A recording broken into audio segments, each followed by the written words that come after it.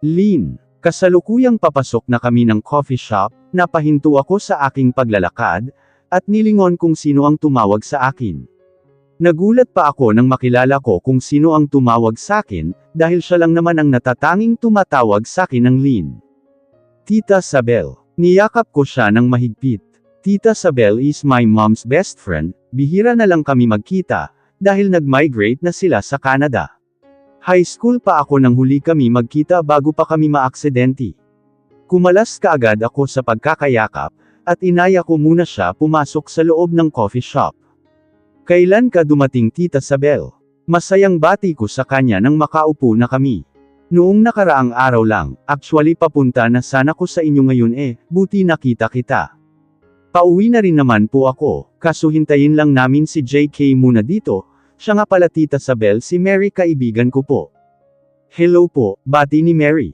Hello din hiha, umorder muna kami saglit, saka tinuloy ang aming kwentuhan.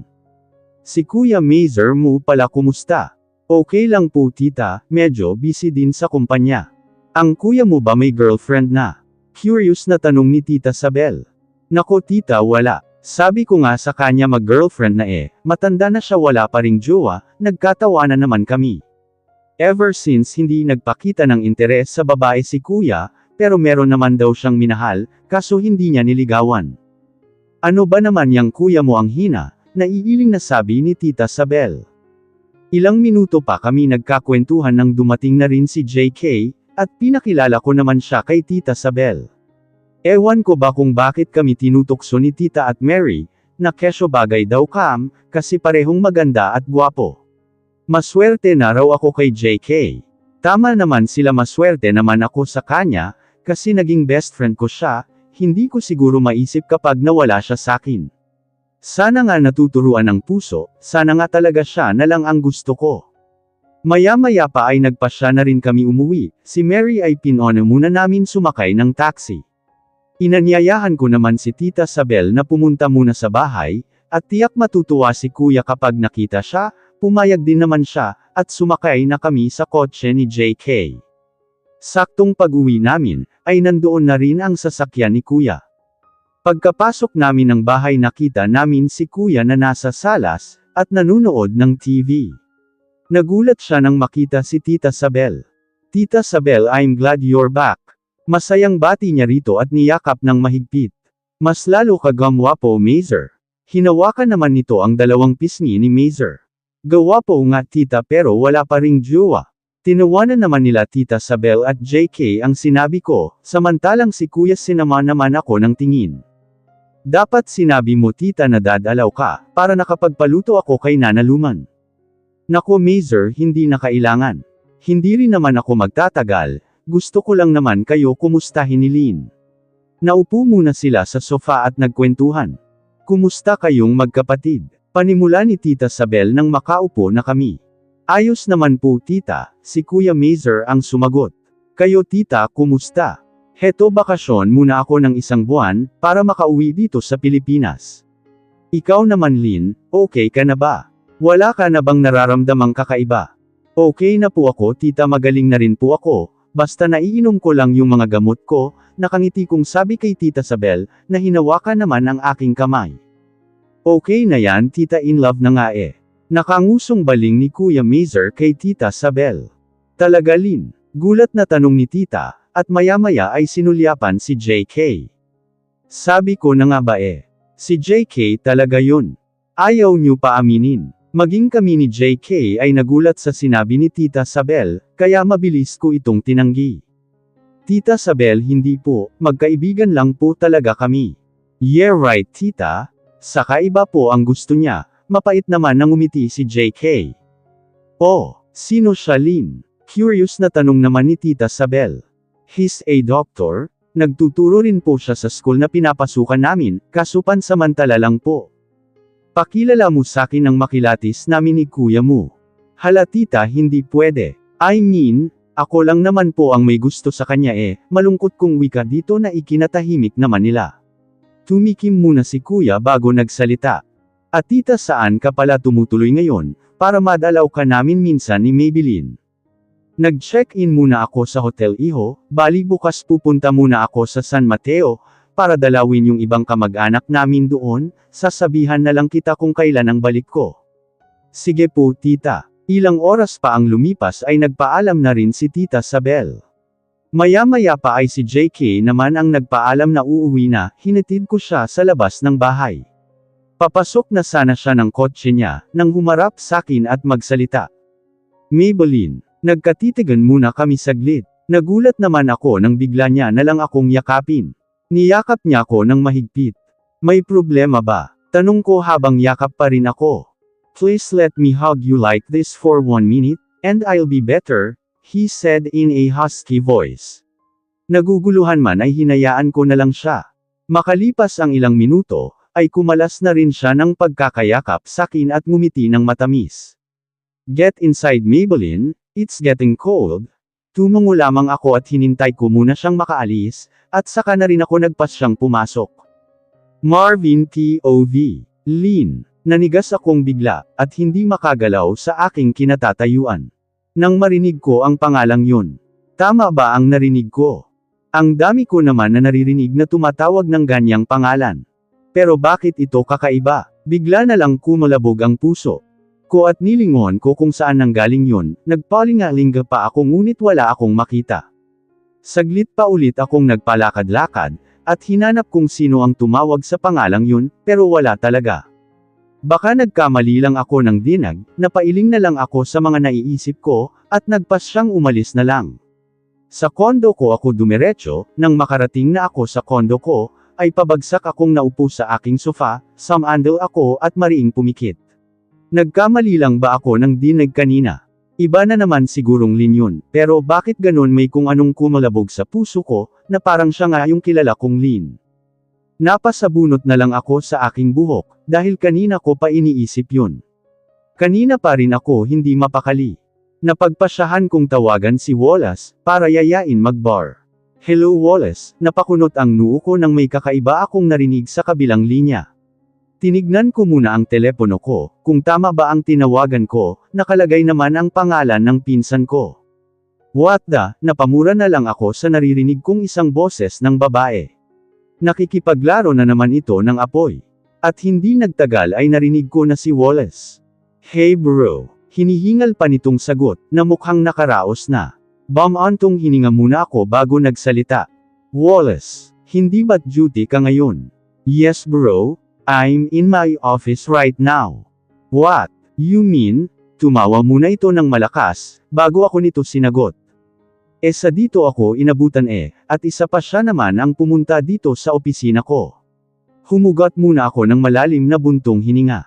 Let's go to Rocco's bar. Why? Is there any problem? I'll tell you later, hintayin na lang kita doon.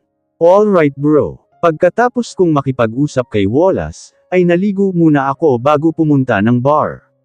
Umupo ako sa bar counter, at umorder ng alak na kadalasang iniinom ko, nang maubos ko ng isang baso ay umorder pa ulit ako ng isa, inisang lagok ko lang din ito. Nang hindi pa makontento ay umorder pa ulit ako, gaya ng nauna at pangalawa inisang lagok ko ulit ito.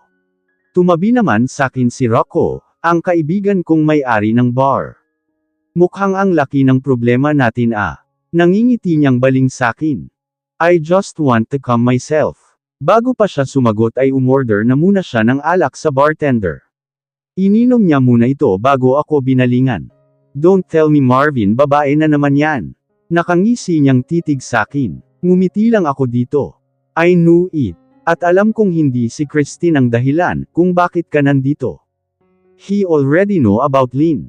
Masyado na raw akong obsessed dito. Sinasabi nila nakalimutan ko na raw ang first love ko, kasi malabong makita ko siya, nag-hired pa nga ako ng private investigator noon, pero wala rin akong napala, mahirap daw maghanap ng walang tiyak na pangalan, ni picture at address niya wala ako. Nasa kalagitnaan kami ng pag-iinom ni Rocco, nang biglang dumating si Wallace, nagtangguan lang kaming tatlo bilang pagbati, at umupo rin sa kalapit ko. Bro mukhang nakakarami ka na Sabay tapik nito sa aking balikat. Kailangan ko na ba siyang kalimutan? Malungkot kong wika, habang nakatingin ako sa basong hawak ko na may lamang alak. Nagkatinginan muna si Rocco at Wallace, si Rocco na rin ang nagsalita. Marvin, ibaling mo na lang sa iba yang pagmamahal mo, mahirap makulong sa iisang tao na kailanman hindi mo na mahanap. Oo nga bro, nandyan naman si Christine, she loves you. You know Wallace that I didn't love her anymore. You didn't love her anymore, or you didn't even love her because of your first love. Parang biglang nawala ang pagkalasing ko nang sabihin sakin yun ni Wallace. Masyadong patama sakin ang mga salitang yun. Siguro nga tama sila, kakalimutan ko na si Lynn. Dahil sa medyo may tama na ako, si Wallace na ang naghatid sa kondo ko, iniwan ko na lang muna ang sasakyan ko sa bar, at dadaanan ko na lang bukas. Nang may hatid na ako ni Wallace, ay nagpaalam na rin siya kaagad, hinubad ko ang aking suot na polo shirt at khaki short, nagboxer na lang ako dahil hindi ko na kaya pang maligo, kaya bukas ko na lang ito gagawin. Ilalagay ko na sana sa laundry basket ang hinubad ko, nang may biglang nahulog mula sa bulsa ng aking short na suot ko lang kanina. Bracelet yun ni Lynn. Pinulot ko ito sa sahig, lagi ko itong bitbit saan man ako magpunta. Pero this time, nagpasya ako na itago na lamang ito sa aking drawer ng study. Maybelline, anong dish ang lulutuin nyo ngayon? Tanong sakin ni Mary habang nasa kitchen kami. Mayroong sariling kitchen ang school, para sa mga HRM students. Kasalukuyang nandito kami ngayon sa kitchen, at nagpe-prepare ng lulutuin namin. Hindi ko kagrupo si Mary, at heto siya ngayon, kinukulit ako. Teka nga muna, bakit ka ba nandito? Hayon yung mga kagrupo mo oh. Sabay nguso ko sa mga kagrupo niya. Ang sungit mo naman. Nagtatanong lang nakahalumbabo siya sa lababo at pinaninud akong maghugas ng mga gulay. Ano ba yung sa inyo? Filipino food, Italian, European, Chinese or what? Pagpapatuloy na pangungulit ni Mary. Filipino food sa amin. Hala, buti pa kayo. Samin Korean food, ang hirap ng amin, nakasimangot niyang sabi. Tirhan mo ko Maybelline Tapos patikimin din kita ng luto namin.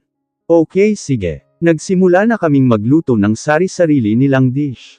Ang sa grupo naman namin ay kare-kare, dahil Filipino food ang sa amin, at sa grupo naman nila Mary ay Korean food. Natapos na kaming magluto, binigyan ko naman si Mary ng niluto namin. Nagtira rin ako ng para kay JK, at syempre kay Dr. Marvin. Ang sarap naman nito Maybelline, habang ngumunguya siya ng kare-kare. Syempre ako pa ba? Pagmamayabang kong wika sa kanya. Baka ikaw lang ang naghiwa, at hindi ikaw ang nagtimpla. Excuse me. Ako nga lahat ang gumawa, sabay irap ko sa kanya. Napansin naman ni Mary ang dalawang Tupperware sa gilid ko. Kanino naman ta? Kay JK. At, makahulugang tanong ni Mary. Alam mo na. Aba. Ako tikim lang tapos sila may pabalat pa. Nagtatampong wika niya sakin. Hoy Mary, mas marami ka pa nga nakain, kaysa sa ibinalot ko sa kanila. Ewan ko sa'yo Maybelline, unfair ka. Tumawa lang ako sa inakto ni Mary.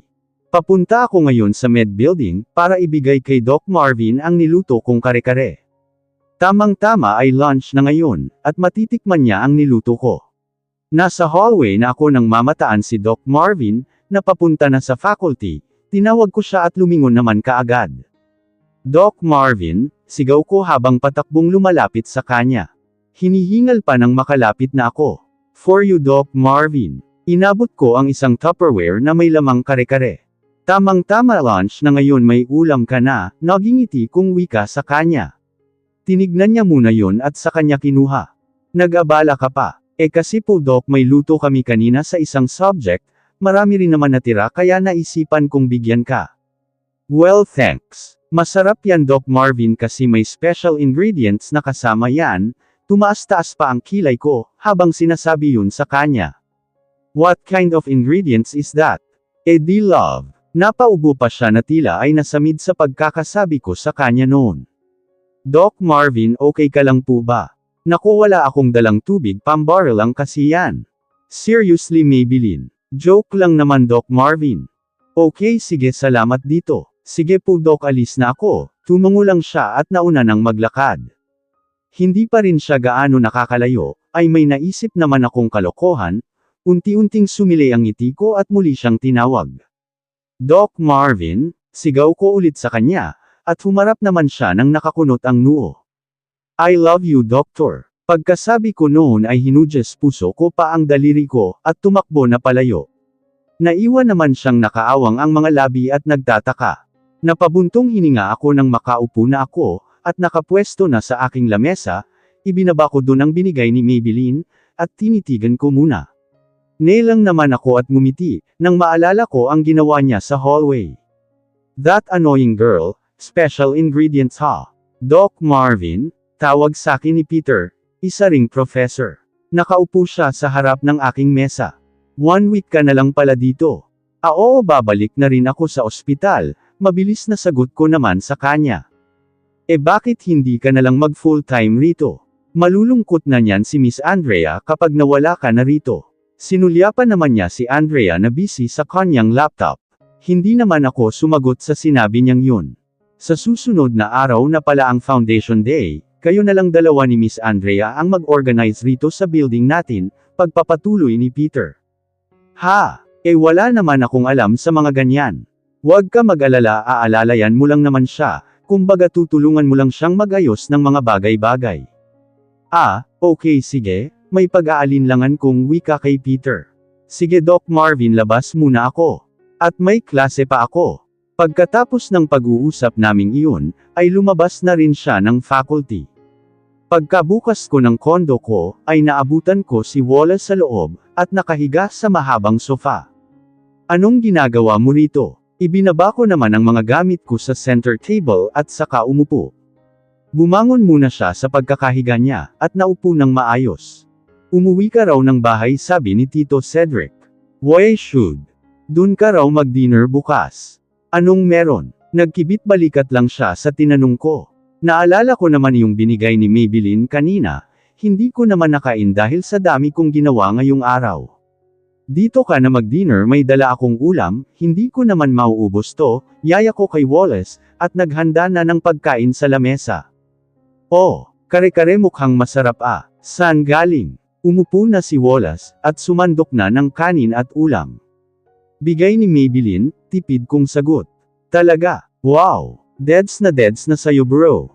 Shut up Wallace. Tigilan mo nga yan. Wala naman problema bro kung magkagusto ka rin sa kanya, she's cute, lovely at napaka-bubbly, nakakatuwa nga siya eh. Alam mo, iisipin kung ikaw ang may gusto sa kanya. Bakit nagseselos ka? Nakakalokong ngiti ni Wallace pagharap sakin. Bakit naman ako magseselos? Naiirito kong tanong sa kanya. Alam mo bro, sa kanya mo na lang kaya ibaling yang love mo para kay Lynn. Tutal pareho rin naman silang Lynn. Pagkatapos mong kumain umuwi ka na ah. Naiinis kong saad sa kanya. Easy bro, banibiro ka lang, ang init ng ulo mo, pero in fairness mas bagay kayo. Sinaman ko naman siya ng tingin sa kadaldalan niya. Tinawanan lang niya ako, tuwang-tuwa siya kapag inaasar ako. Hindi ko rin lubos maisip kung paano ko natatagalan ang kadaldalan niya.